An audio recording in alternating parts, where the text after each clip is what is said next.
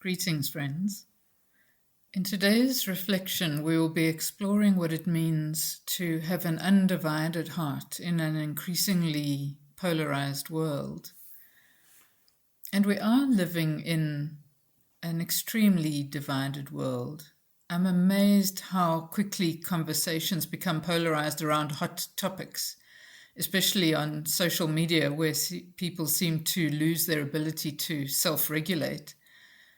And these kinds of divisions have always been there, we know that, but they're becoming exacerbated by social media algorithms that are feeding us distorted narratives, creating echo chambers, so that when we do happen to encounter people from the other side of an issue, their views seem completely alien and even reprehensible to us. And this deepens the divisions and adds to an increasingly polarized world. We see this playing out at the moment in an extreme form in US politics, but it's also happening on a global scale. And closer to home, it's threatening to destabilize our delicate situation here in South Africa, where we're trying to move into a more integrated, inclusive, non-racial and equitable society, albeit far too slowly. But it's interesting that the two names typically given to the embodiment of evil are Satan and devil. And the word Satan means the accuser, and the word devil, coming from the Greek word diabolos, means to slander and to pull apart, causing division between people. And in this sense of the word, we're living in a deeply diabolical time.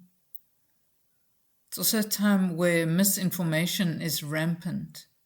At this moment, the checks and balances against misinformation are being relaxed, and people who do fact-checking are losing their jobs.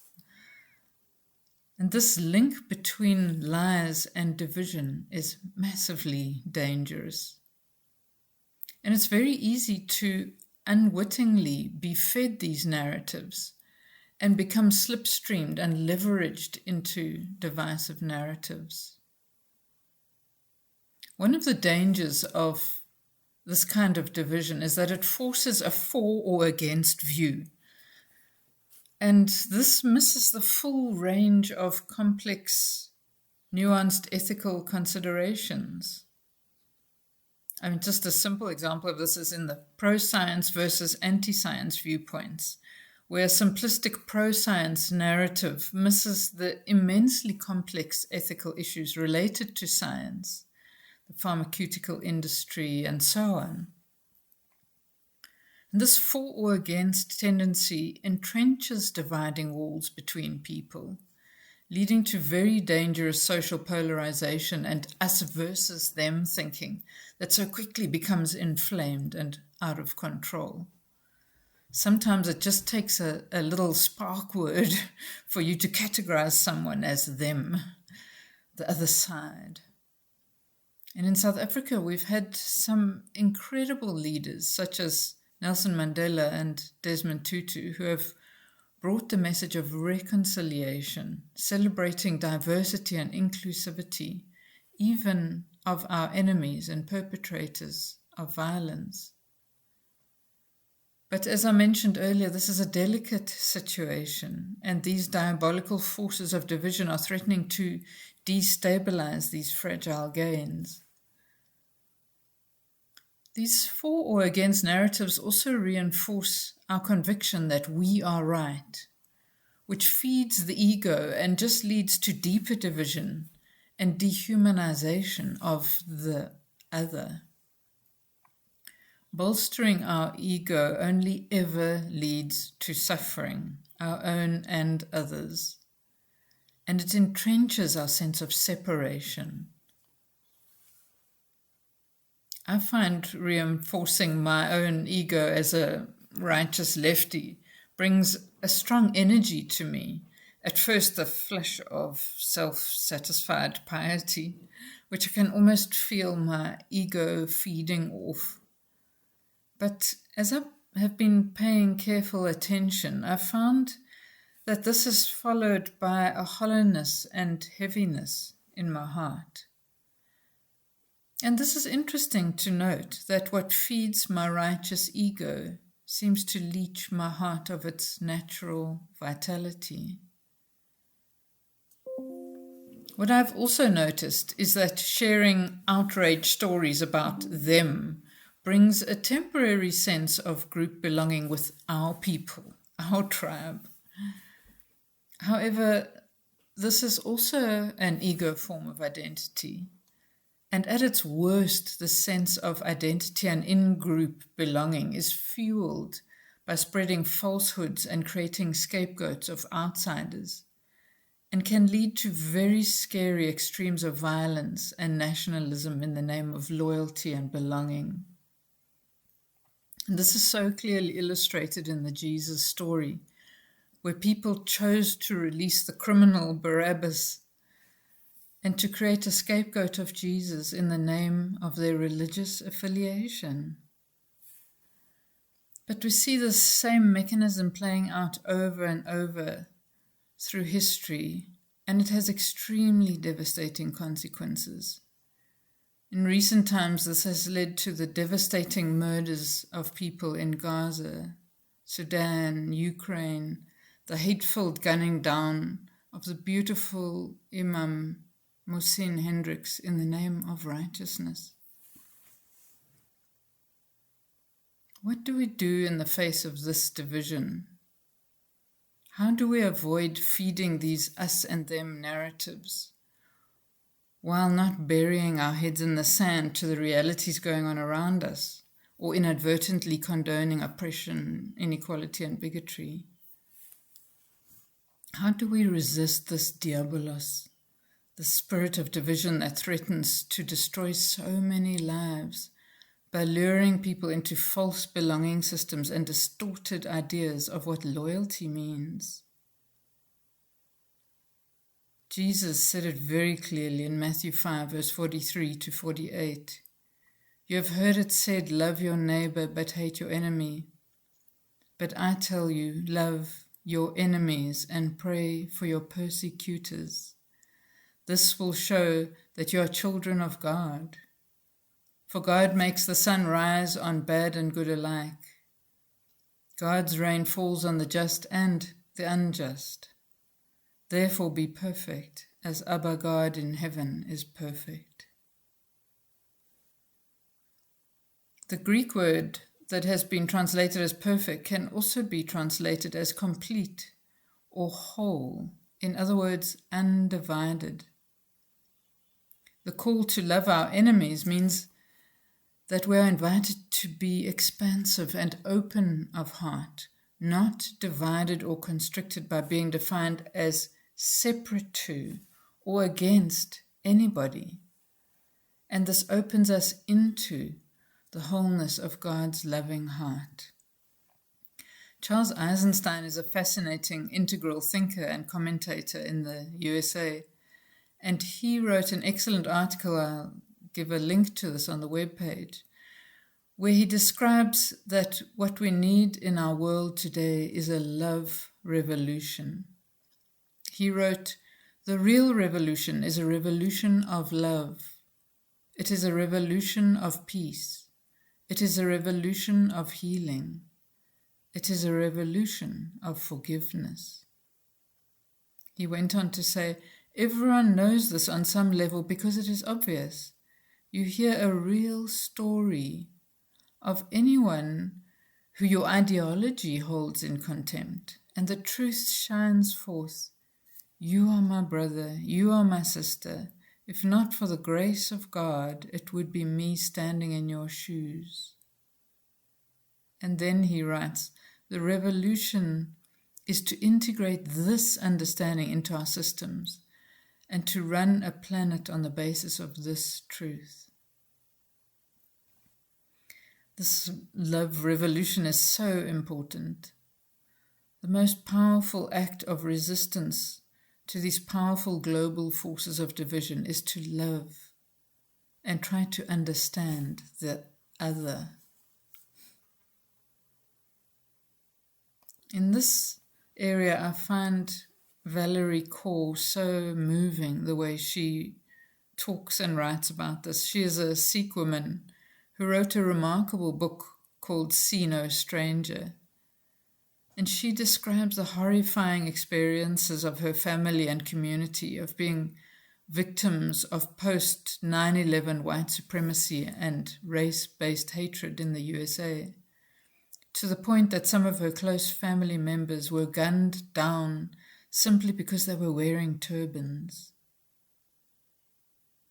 But rather than returning hatred for hatred, her challenge to the reader is to start to wonder about those we consider to be other, using our imagination to wonder about their lives and perspectives, even those who may be victimizing and persecuting us.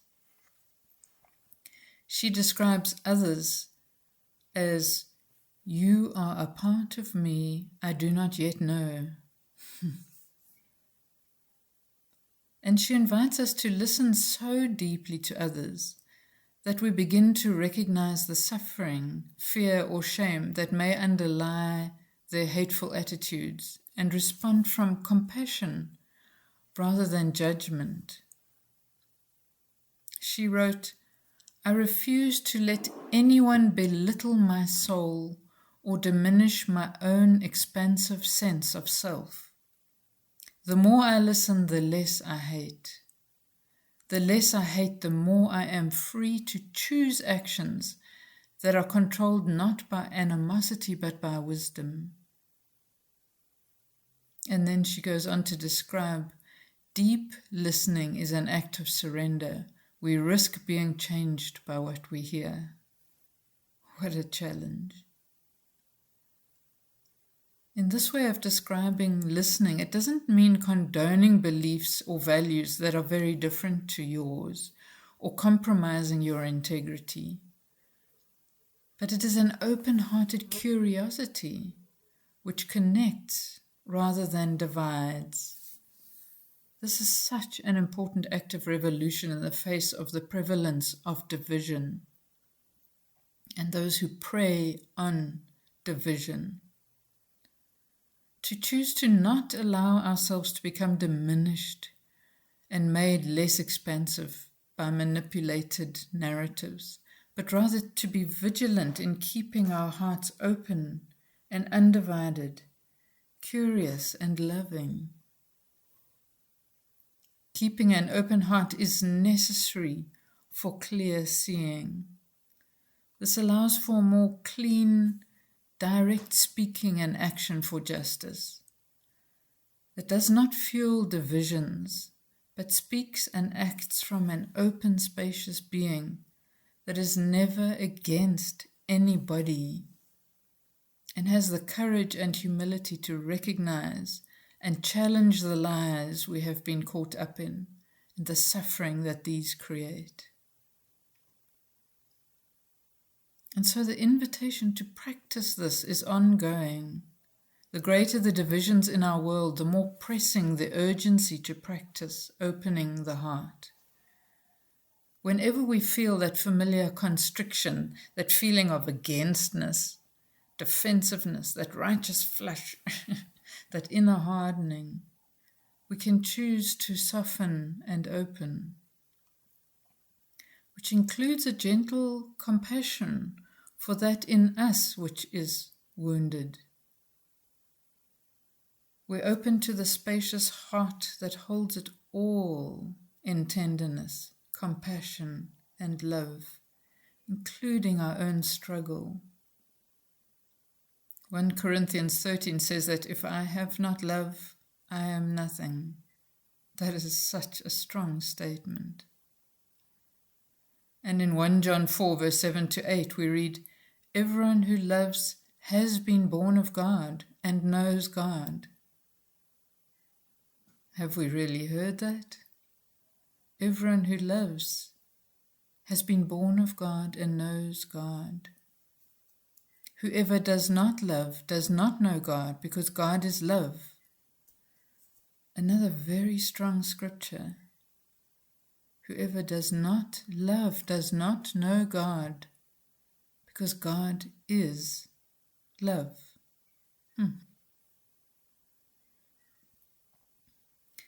This is also saying that our claimed love for God and our love for others should not be separate. They are one love. Richard Rohr makes this point strongly, saying that our love should be a seamless garment, and saying how you love anything is how you love everything. And we need to action this love in whatever way we can. Thich Nhat Hanh wrote that love and understanding are not only concepts and words, they must be real things, realized in oneself and in society. And he has coined the term interbeing.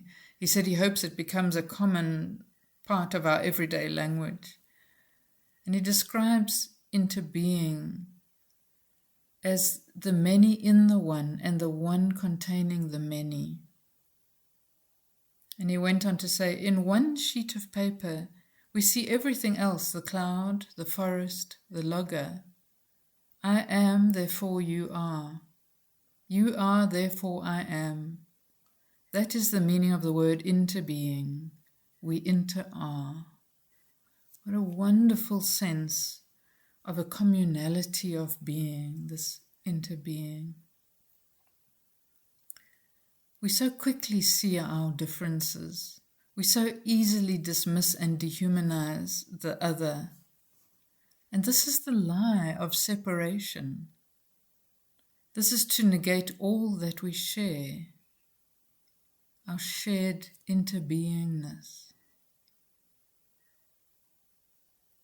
This does not preclude activism, but calls for an otherless activism, a refusal to contribute to the dividing forces of diabolos.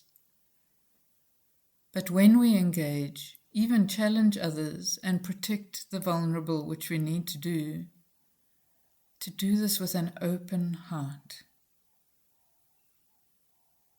This in itself is transformative as we recognize the ego games that we so easily get lured into and choose to not play these, to not allow ourselves to become constricted and embittered by them. At first, this move to open-heartedness might feel unnatural because we're so habituated to being divided and constricted against. But with time, we begin to resonate with a more kind, open way of being, which is to attune and open into the heart of God.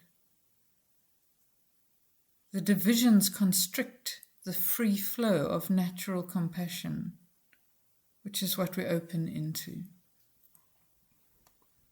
And this opening beyond divisions undoes our conditioning of separation bit by bit as we attune to a more connected relational field, which is really our most true nature, which is compassion.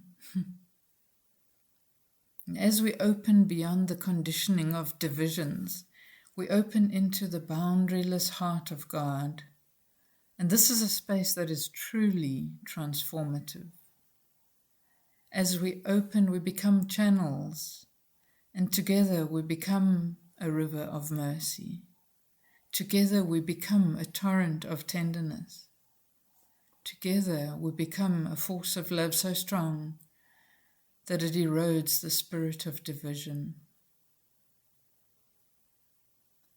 I'll end with a quote from Ilia Delio, a scientist who is a Franciscan nun, and she writes, "Love is a consciousness of belonging to another, being part of the whole. To love is to be on the way toward integral wholeness, to live with an openness of heart and mind, to encounter the other not as stranger, but as another part of oneself. When we enter into the heart of love, that integral wholeness of love that is God, we enter into the field of relatedness. This is the consciousness we need today, an integral wholeness of love that is open to new life. May it be so. May we participate in the birthing of a new way of being with one another. That is a whole heart of flesh, a whole undivided heart. Amen.